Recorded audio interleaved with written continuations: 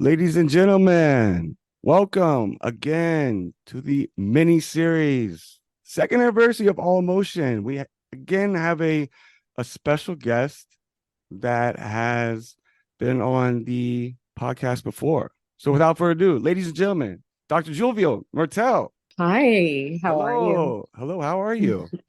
I'm good. Thank you for your time and being flexible. You've been associated with All Motion for some time now, and just want to know first the episodes, and I can bring them up for you. But the was your first thoughts, because you were going to school currently when you first got on All Motion, and what did you think? Oh yeah. What was I going through at the time? A lot of anxiety, a lot of emotional, um, my a lot of emotional upheavals. I honestly, there are times that I really, really wanted to quit. I gave myself, I tried to give myself every reason to quit. I rationalized it. I justified reasons. I would quote people who started their doctoral programs and quit, so I had every reason for me not to finish, but I'm glad I did. So I'm very, very happy that I did. I'm very happy I listened to the individuals in my life who refused to let me quit, although I wanted to. So at the time that you came into my life, it was a very, very, there was a lot going on for me, but I did find solace in all emotions, going to the rooms, going to Clubhouse, talking to you, talking to the other individuals that I met through you. So I definitely was much appreciative for that. It's awesome. So the audience understands, uh, I guess, going back a little bit, number 27, dating and relationships in our current environment, and then move forward almost a year and a little bit less, number 48, love and relationships part two. So not Mm. to overwhelm you, but is there any things you could pull out of both of them or tie in that would, if someone never heard All Motion or heard you before, that they could get out of Um, listening to it for 2 or 3 minutes? Does that make sense? yeah, I definitely think that when I talk to you, and the other individuals about love being a skill, I think that was definitely one thing that I was asked so many questions about. And I really think that we need to more so and look at love, what it means, because I so much of what it is that I hear about the concept of love to me is misguided, and I think that we misinterpret, so much of it what love, or what surrounds love, what actually is a depiction of love. From ScarCity and myself, All Motion staff, we appreciate all of you taking the time to listen to our second anniversary mini series. This is number 61, part 5.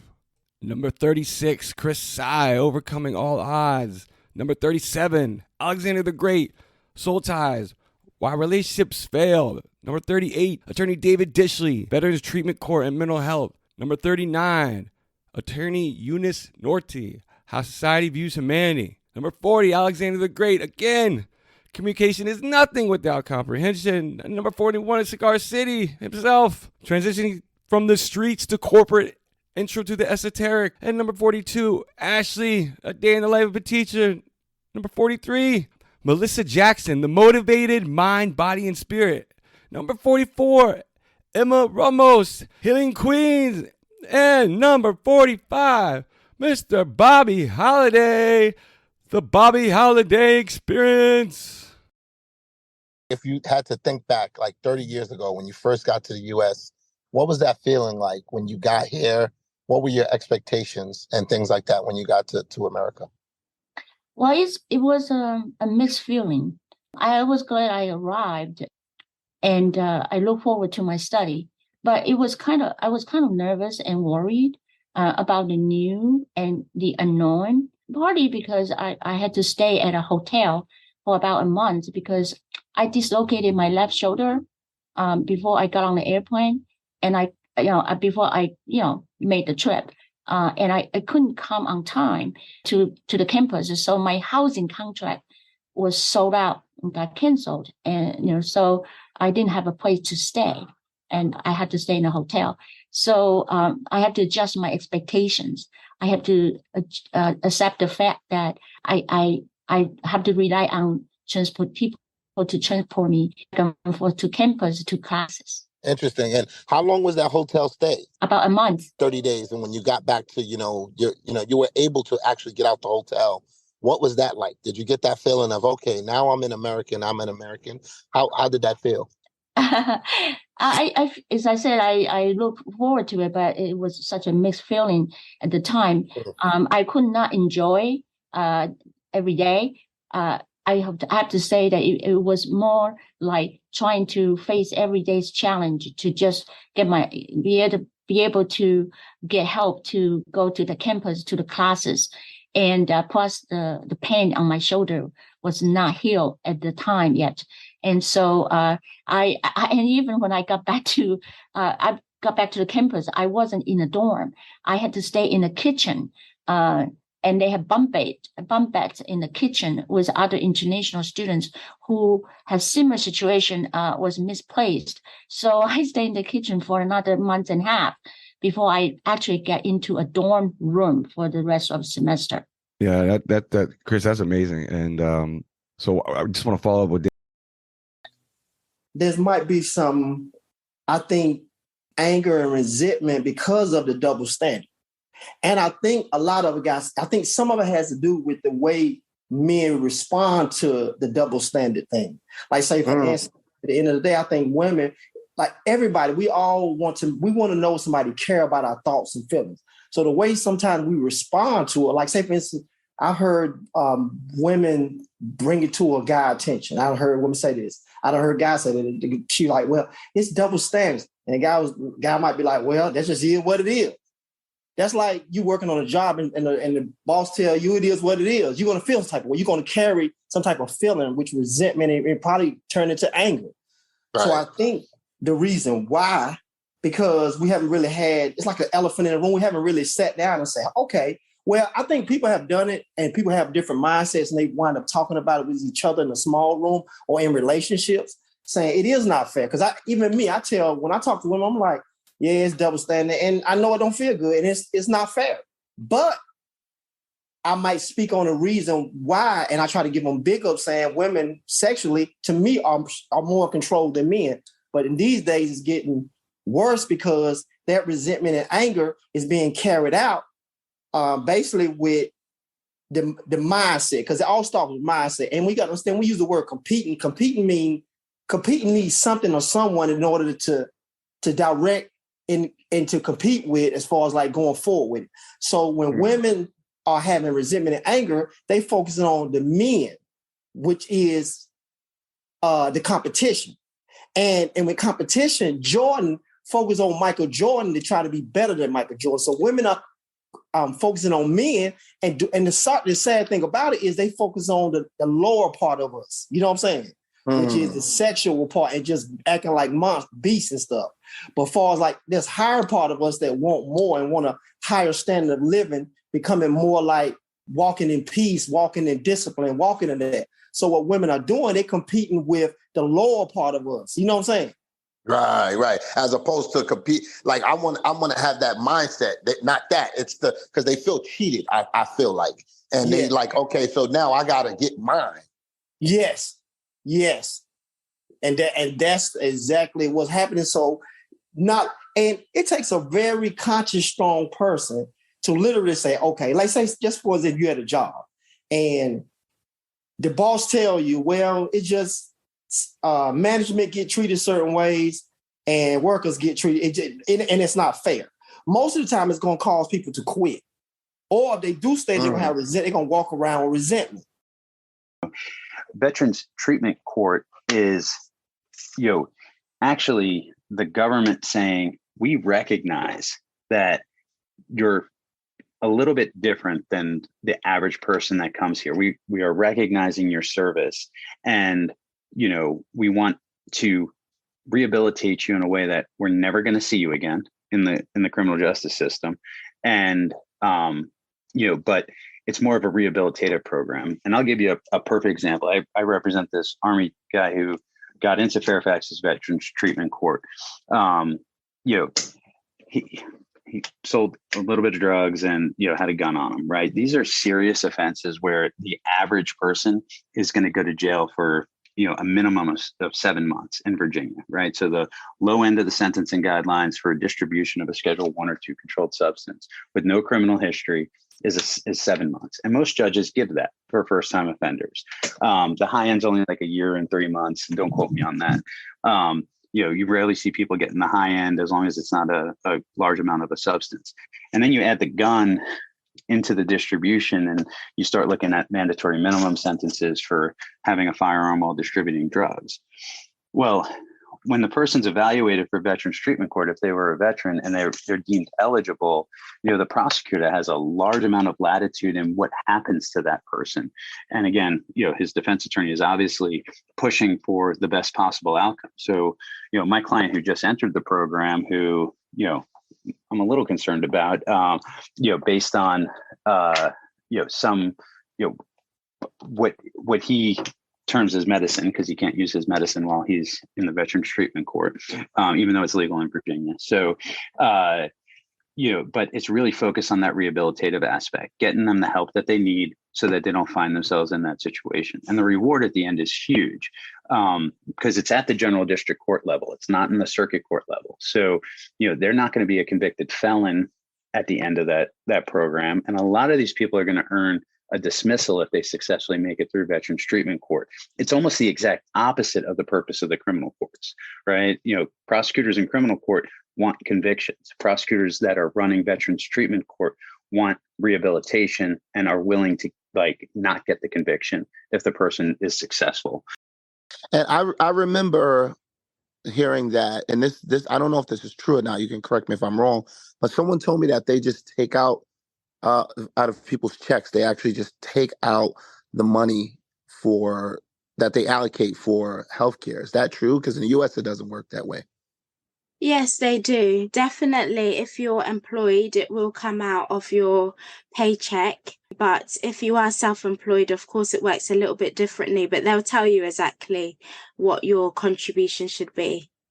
Okay. And I wanted to know, Eunice, is the healthcare system based on any type of ethnicity or any parameters around social classes? And do you think that there are certain ethnicities that are the same race and they have money and they get better treatment than those in another class? Do you ever experience anything like that or have any insight on that? Yes, definitely. I do have insight on that. So definitely there's institutional racism, which of course is amongst doctors and nurses in the hospitals. And then there's racism as well that perhaps patients face. Even if it's not direct, it's definitely indirect, because you can say in terms of those who are of let's say middle class, or perhaps have the income to afford, better healthcare. That means, of course, going to private healthcare. They're able to be able to do this, and predominantly it happens to be white Asian people that generally are open to, of course, getting more access to the private healthcare side of things. So there's definitely a disparity there. It's all to do with pay gap, I would say, and how the cost of living is as well. It's definitely taken a toll. And then in terms of the institutional racism side of things, racism is always there. I mean, we've had 2 cases of 2 nurses taking, of course, their respected hospital trust to a tribunal and actually winning payouts from that, because again, colleagues as well were making sort of racist remarks. For instance, one they're both African, but one was told to bleach her skin, for instance, by a senior nurse, and another midwife was basically again subjected to racism. On her final day, her colleague said that people should check her bags, insinuating that she's some kind of thief. Interesting. You know, in relationships, people say stuff like, you know, communication is the key. And that's pretty common. People know that in relationships, but the relationship still fails. They know that communication is key. And things like you said, you know, don't make a person feel shame, whether it's a man or a woman, because sometimes the man feels shame and the woman is like, yo, my girlfriend, you know, her man make, you know, $100,000, you know, and you sitting here at this job, a blue collar job, and you making, you know, $18 an hour. And they like, yo, man, I want to go on trips and I want to live my best life. And you know what I'm saying? And do all these things. What do you think is the, for the audience, what do you think is what's up with that? You know, like we know that communication is the key, but man, I learned something that's more than communication. What's that? Comprehension. Ooh, Alexander the Great, y'all. Comprehension. Because if you can't comprehend this and break it down, that communication is really pointless. If you, I don't care how good you communicate, if that person you talking to don't comprehend what you're saying, it don't matter. That's why it's very important to me, comprehension and communicating in a way that your partner can comprehend what you're saying. Because sometimes you could be like, sometimes there's some people out here are very, very intelligent, right? Right. Very. Right. Some of the smart people, but guess what? They don't know how to communicate well. They don't know how to communicate to somebody else to comprehend it, because everybody don't comprehend on the same level. You gotta the way you communicate, you have to be able to adjust your communication for someone to comprehend. What, in your opinion, differentiates all motion from, not to scale it from small, medium, low, right? Just your own opinion from other podcasts you even heard? I would say when I heard you talk about All in Motion being a podcast for veterans, I loved that idea. I love so much that idea. The focus on individuals who are, because veterans have like there are particular things that they're dealing with, right? That needs to be addressed.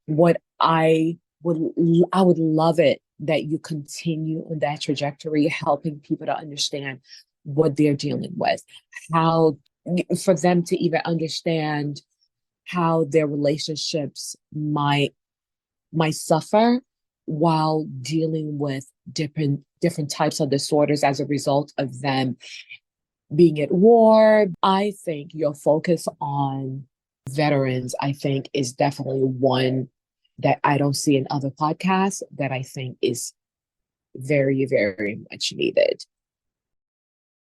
They kind of led me in the direction of peace. And they led me in the direction of, okay, this is the right way to go. You can come to the fork in the road, but you have to make a choice. Do you want to continue going in the streets?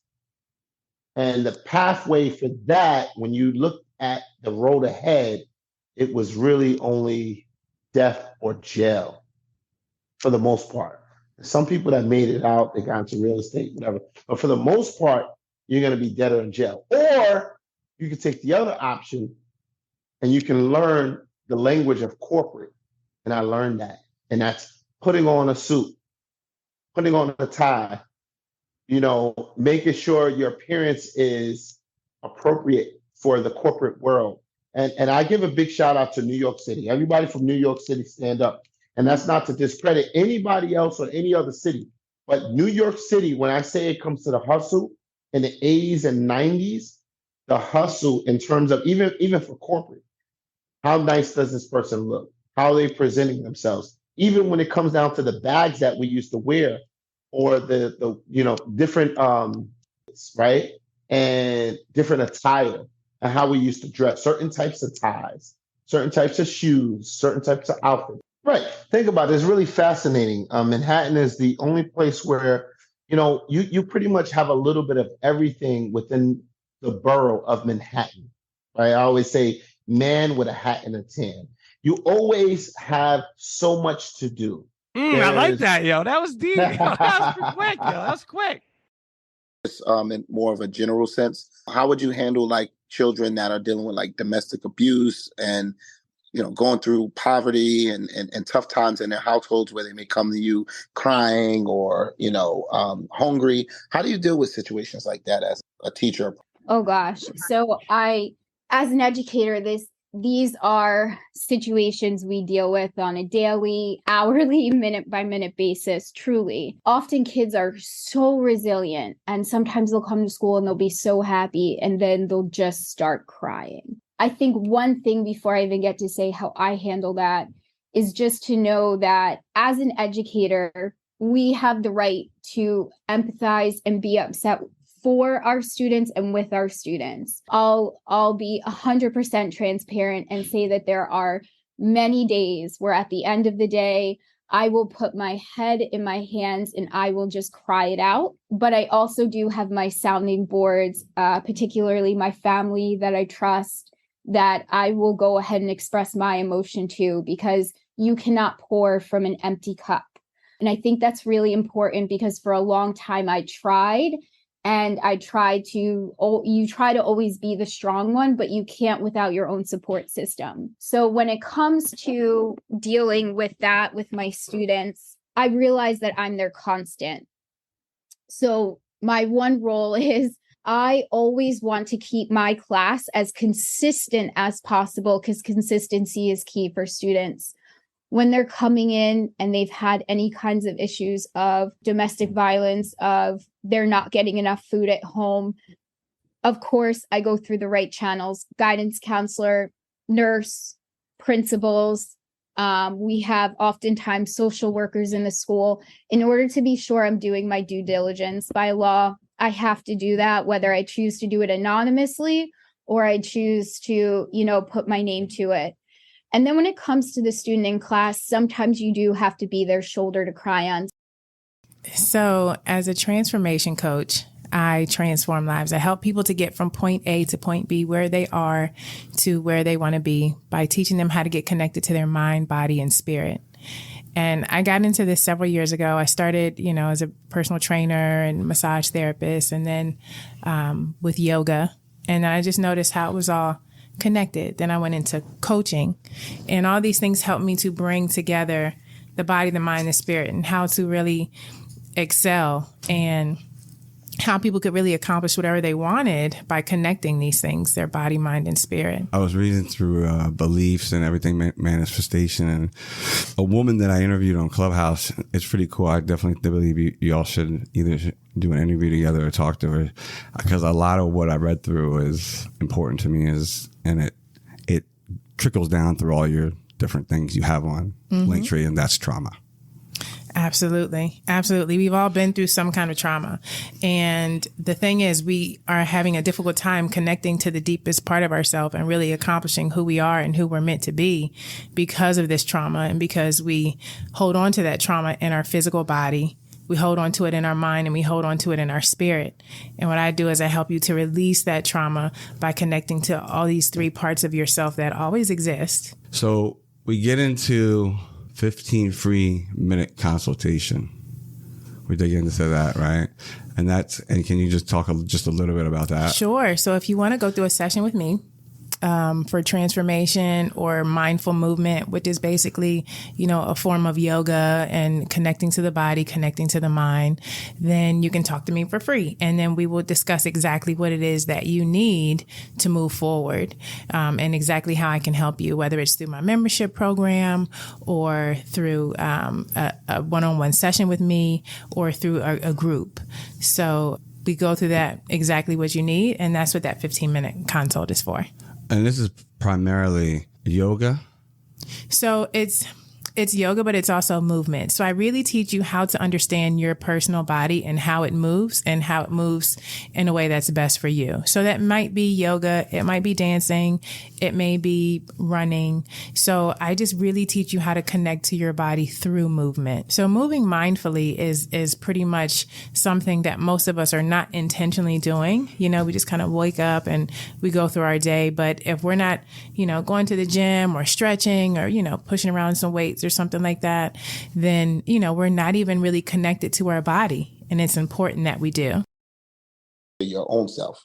I would say I come from humble beginnings. I was born and raised in the Bronx, Jacoby Hospital, more than 50-something years ago. BX, stand up. Let's go. I've been an OG to the game and, have learned a lot. School of Hard Knocks, got my full degrees and my badges and my honors, just knowing how to survive in that environment. I've taken things that I've learned and have tried to apply them to better not only my life, but all those that are around me. So my mother has taught me that we share, right? Whatever you share. So when I learn something, I like to share it with my community, with my tribe. That is where the motivational thing comes in. Even when I was in negative circles, I still was the most positive person in that negative circle. And that applied to every neighborhood I have stepped into, which is why I have so many friends that are not friends, but I am their main person.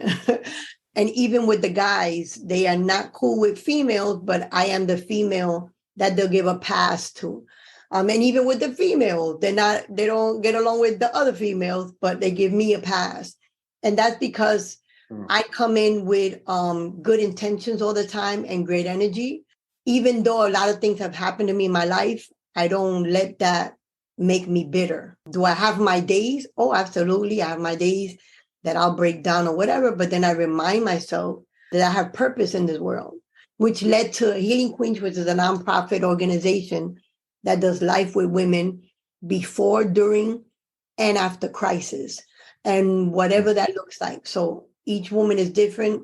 We talk about anywhere from domestic violence to a woman that just wants to maybe change her career, to a woman that's getting divorced and now has to figure out how she's going to do her life with her children, from a woman to her children already grown and just left their household and now she doesn't know what to do. So it varies, the women that we do life with. Man, one day on Hutchinson and Indiana, Philadelphia, my dad was cooking breakfast for us. And there was probably like 6 of us. And one day my dad went to go get the food out the oven. He burnt himself and he acted like Elvis Presley. One more money to spare his embarrassment. And that day, I remember that day, me laughing and I knew what I wanted to do. And my dad was witty, like he was my comedian. So I can say, just watching my father, I knew I wanted to make people laugh. Yeah. Nice. And you've been, so basically, how long would you say you've been doing it like in a more, I don't want to say like professional, because even when you're younger, sometimes you do things that professionals can't do, but how long would you say you've been at this? 1984. 1984, man. I've been doing that character since 1984. I have an uncle, his name is Kevin, Philadelphia, Kevin Redding. And, my family, I'm from a family of maybe like 300 people. Wow. So I have 30 something cousins. So when we get together with the family and I have our friends over, my Uncle Kevin will come around. How you doing? What's your name? And the look on their face was funny to me. And I always did it. Yeah. And me being a fan of yours as well, and as well as a lot of other people that I know, let me ask you this: the left tap or the right tap that you do, where did that come from, man? Because that is hilarious, man. When you do that, if you don't do that, the video is not complete, man. That came from people was loving it so much that I had to continue to do something else. So basically, whenever you do something, it's always an add-on.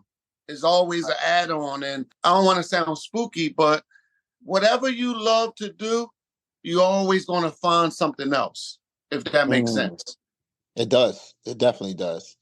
And because, you know, it's a natural talent. So it just comes like, right, we don't even have to think about it or try. These things just happen. So I could definitely relate to that as being a creator myself and doing music so long. So I definitely feel you on that, man. Another question I want to get into is like kind of on the more serious side. There's some of your videos where, you know, you talk to the people in the street. I've seen you help out police officers, EMT workers, and they're having a rough day. You make them laugh, you make them smile. Sometimes I've seen you buy them like donuts and things like that. Where does the inspiration come to do something like that? To have such a warm heart? It's who I am. Yeah, you can't. Nobody can train you to do that. It's who I am.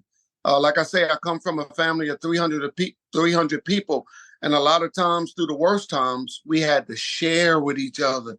We love one another. We spent a night with each other. So you would develop this sort of loving somebody, and then when you grow up and grow away from family, you carry that same energy with other people, and you get hurt a lot, but you know how to love. Yes. Great. All powerful episodes. I want to thank you to all of our guests and to you, all the fans, for taking the time to tune in. Just some awesome interviews to just throw back and just go back, and thank you all. Please, if you've not done so already, go visit our website, allemotionpodcast.com. Takes a second. Subscribe to our email list where you can receive notifications, new episodes, merchandise, and free stuff. Again, from All Motion, Jake, ScarCity, and All Motion staff. Take care. Be safe.